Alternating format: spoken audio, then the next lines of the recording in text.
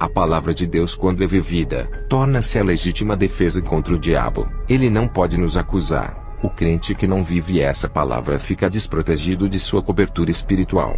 A palavra de Deus tem suprido meu espírito e me dado forças para vencer as provas. Jesus tem cuidado de mim como uma criança recém-nascida. Todo o meu crescimento espiritual foi concedido pelo Espírito Santo. Ele tirou toda a maldade do meu coração. Me libertou de todo o pecado que me impedia de crescer espiritualmente. Ele purificou a minha alma e o meu espírito, fertilizou meu interior com a sua palavra e fez germinar os frutos espirituais. Essa semente que cresceu em meu coração tem dado bons frutos e vem amadurecendo a cada ano. Isso explica que eu estou em processo de transformação.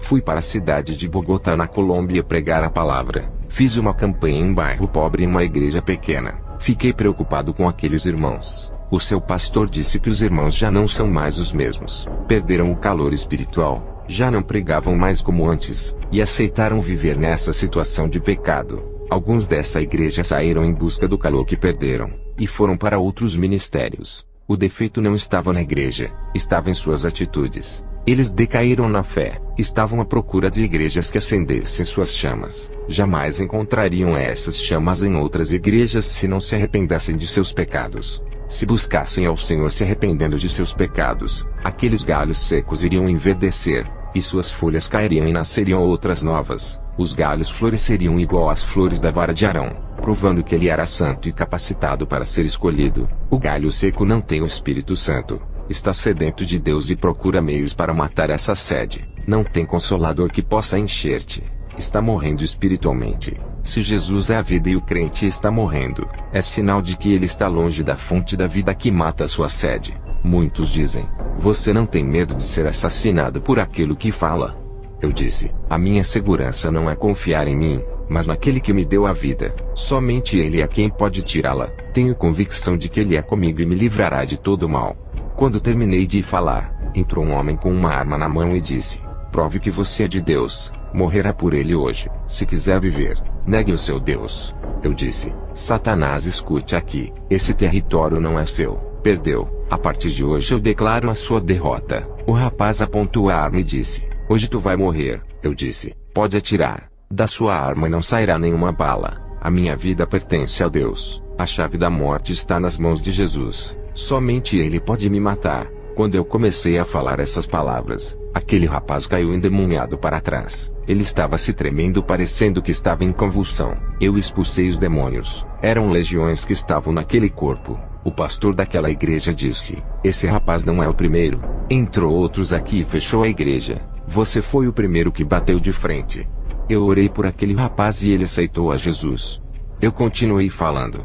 Deus tem segurado em minhas mãos e tem me guiado, e me cerca com a sua muralha de fogo que me serve de fortaleza. Perto dele estou tranquilo, nele tenho segurança e estarei livre do perigo. Estou em suas mãos, não posso cair, estou preso nele, me seguro nele. Não posso me dobrar diante do pecado e nem ceder para os meus desejos. Permaneço leal a ele, e firme em sua presença. Ele tem me tirado do sufoco espiritual, tem tampado minhas fraquezas, tem me estruturado em sua palavra, tem restaurado as trincas desse templo e consertado as minhas colunas quebradas para que esse templo não vá ao chão. O pecado tentou entrar nesse templo e destruí-lo. O selo do Espírito Santo impediu que o pecado entrasse em mim, e lacrou as portas desse templo. No outro dia de pregação, o pastor estava pregando. Um rapaz entrou com uma faca nas mãos para matar o pastor. O pastor ficou apavorado. Eu entrei no meio e disse: em nome de Jesus, tu estás paralisado. Aquele rapaz havia levantado a mão para dar uma facada no pastor. Seu corpo ficou paralisado como uma estátua. Eu assoprei e ele caiu. Expulsei o demônio. Aquele rapaz ficou livre. Mais um atentado de morte e mais um livramento de Deus. Através de Jesus, o meu conhecimento sobre o mundo se tornou diferente daquele conhecimento que eu tinha antes. Hoje vejo as pessoas com um olhar de misericórdia. Não é mais aquele olhar de desprezo, e sim um olhar de amor, um olhar de querer salvá-las. O olhar de Deus está em mim. O mundo é o retrato do pecado. Tudo o que acontece nele de ruim é a consequência do pecado. Se o mundo todo se arrependesse e não praticasse mais o pecado, não teria tanta maldade e catástrofes. Deixe Deus entrar nos seus sentidos, e deixa Ele criar os seus projetos do nada na sua vida. Compreenda Jesus, conheça Ele, mergulhe nas águas profundas espirituais, O Espírito Santo está vivo em seu corpo.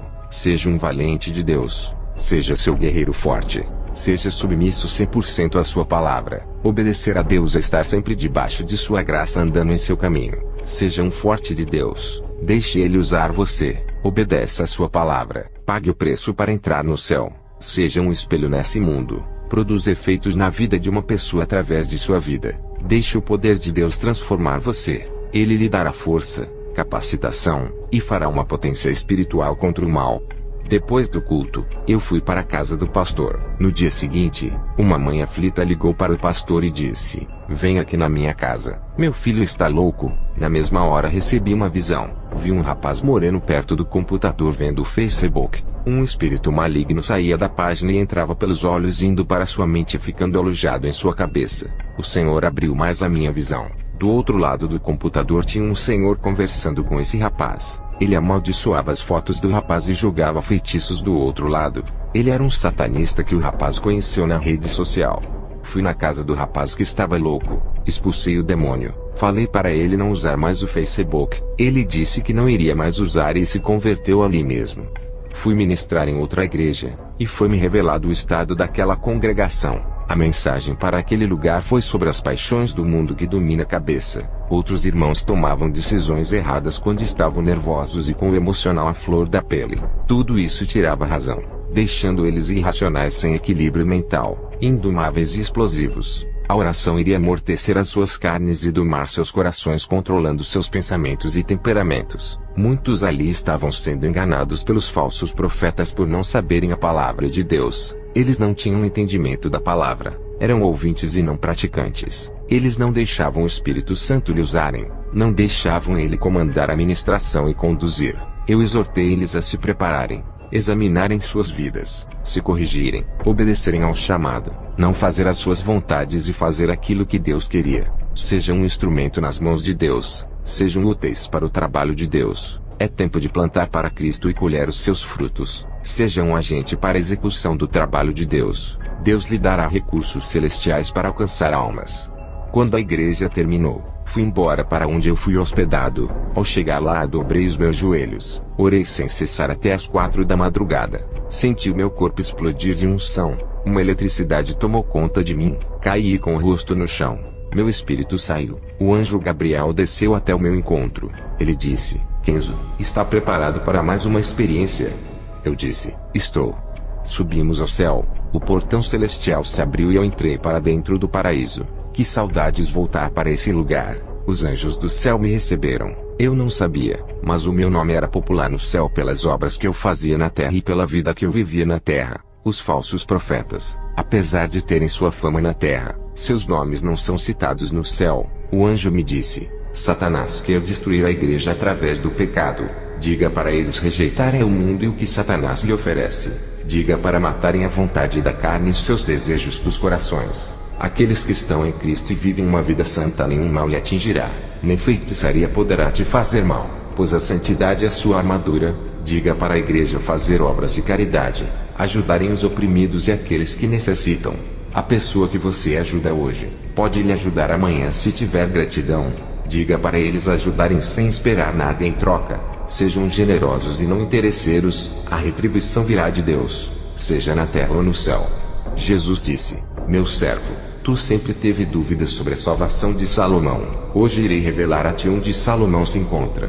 Eu e Jesus começamos a andar nas ruas de ouro no céu. Passamos perto dos edifícios de ouro que são as casas dos santos. Eu vi homens jovens com seus corpos resplandecentes. Eu vi Isaque, Jó, Sansão e Elias. Continuamos a andar e vi Maria Madalena, Ana e Isabel. Elas estavam lindas e seus rostos refletiam a glória. Chegamos em um lugar onde vi o rei Salomão. Suas vestes brancas refletiam o branco da justiça. Também vi Tiago e João Batista. Todos estavam felizes com sorrisos no rosto. Continuamos a andar e o Senhor disse: "Kenzo, aquela é a sua casa."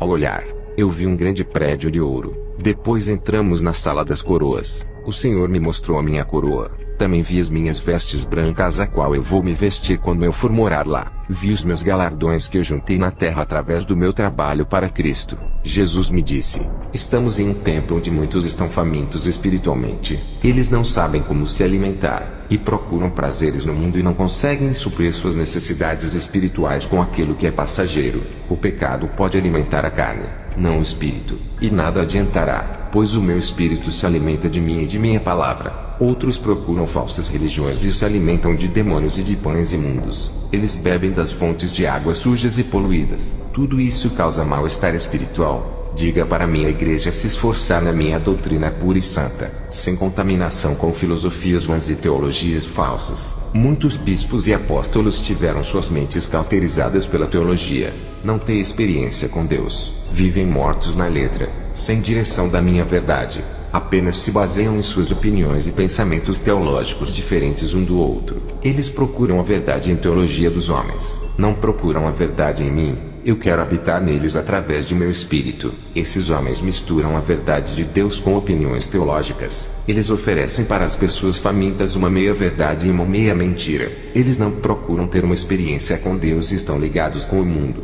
São apenas estudiosos acadêmicos. Não são praticantes. Conhecem um Deus nos livros de teologia, não me conhecem como pessoa. Amam o mundo e o que nele está. Sua relação com o mundo é tão forte que eles não querem mais largar. Experimentam mais as delícias do mundo e não experimentam o sobrenatural de Deus. O mundo lhe oferece apenas algumas horas de alegria. Tudo é ilusão e passageiro. São armadilhas para a morte. Estão aliançados como o mundo. São como ratos atraídos pelo cheiro da comida, e caem na ratoeira da morte armada por Satanás. Depois eu voltei para a terra e fui para a igreja ministrar. Uma irmã da igreja me pediu para fazer uma visita em sua casa. No outro dia, eu orei pela irmã e disse: eu irei em sua casa fazer uma visita e uma oração. Ao chegar em casa dobrei os meus joelhos no chão. O Senhor falou comigo dizendo: não vá na casa daquela mulher. Satanás irá usar ela com mentiras para escandalizar o seu ministério. Lembra de José que foi escandalizado pela mulher de Potifar. Essa mulher irá fazer o mesmo contigo. No outro dia não fui para a casa dela. Ela veio me perguntar o porquê eu não fui. Eu disse que Deus não havia permitido. Quando acabei de ministrar, aquela irmã veio até mim e começou a me seduzir com palavras. Eu repreendi. Ela caiu endemoniada. Ela foi liberta do espírito de sedução. O Senhor Jesus me revelava que o diabo arma ciladas nesse mundo. Ele conhece o ponto fraco de todo mundo. Ele estuda cada pessoa e ataca nas fraquezas. Essa é a importância de sermos selados e termos a palavra reinando em nós, endurecendo os nossos corações para o pecado. Jesus disse que nós temos que ser mais ativos espiritualmente. Não podemos baixar a guarda e nem parar de orar. Se vacilarmos nessa reta final, todo o nosso trabalho e nossas obras que concluímos a longo prazo terá sido em vão.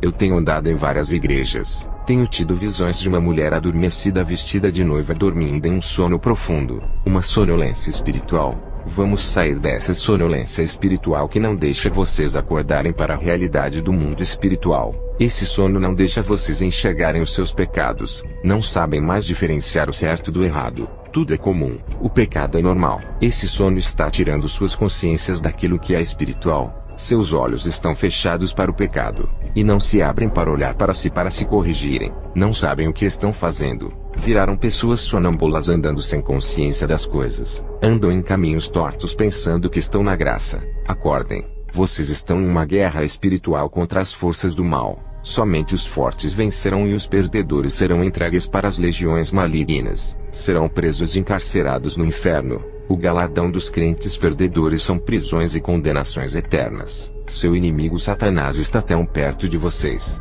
agindo diante de seus olhos, e vocês não acordam para ver. Ele já se infiltrou, e vocês ainda não sabem se é ele quem está agindo, pois perderam sua identidade de cristãos. Até quando homens iguais a mim irá alertá-los? Eu terei poucos anos aqui na terra, sou um idoso. Depois que eu partir para a glória, dificilmente outro se levantará no meu lugar para o alertar. O relaxamento espiritual está entrando, e isso abre aberturas no mundo espiritual para os demônios entrarem. Muitos já não ministram como antes. A unção não é a mesma. A sua comunhão com Deus está se rompendo aos poucos. Eles precisam de um renovo espiritual. Busque o avivamento do Espírito Santo. Vejo irmãos abatidos na hora da pregação. Não sentem alegria de falar de Jesus. Não deixam o Espírito Santo dissipar a tristeza e trazer a alegria. Seus rostos tristes na hora de ministrar revelam o seu estado de homens vazios por deixar os seus problemas sufocarem. Eles não deixam seus problemas fora e carregam para os dias de igreja. não conseguem manter seus semblantes alegres e não transmitem alegria em suas ministrações. Eu não entendo por que não são felizes e alegres quando pisam seus pés dentro da casa de oração. Vocês têm o privilégio que o povo de Israel não tem. Eles rejeitaram o Messias e vocês pegaram para vocês. E mesmo assim com seus nomes escritos no livro da vida não estão contentes, deixando as provas abalarem as suas fés. Não sentem motivações por nada. Parece que vêm para a igreja obrigados. Jesus não quer isso. Ele não aceita sacrifícios imperfeitos. Peça para o Espírito Santo preencher vocês. Ele matará sua fome de felicidade, alegria, esperança e paz enchendo seus vazios. Eu cobro isso de vocês. Cobro também no meu ministério que está nos Estados Unidos. Sei que tenho que entregar o rebanho puro e sem mácula no dia do juízo. Não quero ser responsável por nenhuma alma que se perder e não se salvar. E quando eu estou triste eu dobro os meus joelhos e choro até ser consolado. O Espírito Santo me dá alívio e tira a minha dor. Quando me levanto, estou alegre. Subo no altar rindo como representante do Evangelho. Nunca subi no altar triste. Temos que ser fortes. Perdi o meu filho David. A morte traz dores. Nem tudo o que perdemos é um mal, pois a perda representa a transformação. Isso muda o coração em relação à vida. As dores físicas e emocionais nos fazem assumir uma posição de guerreiros diante da situação, e isso agrada a Deus, nos traz para perto dele, e nos faz despertar espiritualmente. Deus testa a nossa fé para ver se estamos firmes nele. A nossa fé nele nos firma nele e nos faz enxergar a Cristo. Não conte seu problema a ninguém. Conte para ele. Somente ele pode resolver. Dobre os seus joelhos e fale com Deus. Descanse e ele resolverá. Não fique cobrando ele. Deus não se esquece de você. Mesmo que olhe para o seu problema e veja ele grande demais. Lembre-se de que você tem um Deus grande, e muito maior do que qualquer problema seu. Mesmo que seu problema seja longo e pareça que nunca vai passar, lembre-se, Jesus é o dono do tempo e determina tudo. Ele te dará a resistência de esperar e fará a sua paciência ser mais longa do que seu problema. A sua fé é mais forte do que todas as suas dificuldades. Quando eu conheci a Deus, foi nas maiores dificuldades da minha vida que enxerguei Ele dentro da fornalha comigo. Tive que entrar no mundo espiritual para conhecer a Deus e todo o seu plano. O Espírito Santo invadiu o meu ser de uma maneira que fiquei sensível ao seu toque. Minha sensibilidade espiritual ficou aguda, senti mais prazer de ficar em sua presença. Satanás apareceu para mim e tentou me desanimar. Ele disse que por mais que eu pregasse a santidade, amor, perdão e o arrependimento, por mais que eu conservasse essa doutrina não teria êxito mundial, pois ele me falou que criou falsas seitas como Mormons, Testemunhas de Jeová, Adventismo e outras seitas com aparência de igrejas caridosas e bondosas para contaminar a sã doutrina, e que era tarde demais para eu espalhar a doutrina verdadeira, pois ele estava multiplicando as suas seitas enganosas pelo mundo. Satanás foi embora e eu tive uma visão. Vi uma noiva de preto, uma falsa igreja sentada no trono e reinando. Uma voz me dizia: está multiplicando igrejas falsas. Irei buscar a minha verdadeira igreja antes que ela seja contaminada e enganada pelas falsas noivas, a noiva de Satanás. O Espírito Santo me revelou divisões dentro das igrejas, por causa de brincadeiras ofensivas que irritam o próximo e não respeitam o irmão que não gosta de brincadeiras. Vamos ser maduros para as coisas de Deus e crianças para a malícia desse mundo. Se acostumem em andar na doutrina. Sei que é difícil. Logo se acostumarão. Sejam viciados em orações todos os dias. Caiam nessa rotina espiritual. Vivam uma vida santa. Se viverem uma vida relaxada na presença do Senhor, ninguém dará crédito por suas palavras. Você é a palavra que prega, assim como Jesus é a palavra. Muitos vivem uma vida de pecado. Não ganham mais almas por escandalizarem o Evangelho. Caíram em descrédito por causa de seus testemunhos. Os falsos mestres, doutores da mentira, estão dentro das igrejas usando a própria palavra de Deus para enganar, como Satanás usou a palavra de Deus para enganar a Jesus no deserto. Se não estivermos revestidos com as armaduras da santidade, seremos presas fáceis. O diabo não se importa com crentes que buscam bênçãos materiais. O materialismo para o diabo não tem valor nenhum. É perecível. O diabo se importa com aquilo que é eterno. Os que buscam as coisas espirituais, quem busca morar no céu, coisas não perecíveis, tudo isso incomoda o diabo. Ele sabe o que perdeu, jogou sua herança fora, sabe o que é bom e não quer que consigamos o que ele já perdeu. Ele colocará obstáculos e impedimentos espirituais para vocês não crescerem espiritualmente. Para Satanás, é melhor que fiquemos ricos e milionários na terra se desviando, do que termos galardões no céu. Ele prefere que conquistemos o mundo, sejamos poderosos aqui ao invés de conquistarmos o céu, pois a riqueza corrompe, e a riqueza dessa terra acaba. Já as dos céus são eternas. Nossas riquezas não estão nesse mundo, estão sendo armazenadas no céu para onde iremos morar, para que ajuntar tesouros na terra, se quando morremos não levaremos nada. Tudo vai ficar aqui, para onde vamos não levaremos, pois o noivo nos levará e deixará os nossos bens. Que todos que ouvem esse testemunho venham a se reconciliar com Deus, que venham a receber uma unção especial ao ouvir essas palavras. Amém.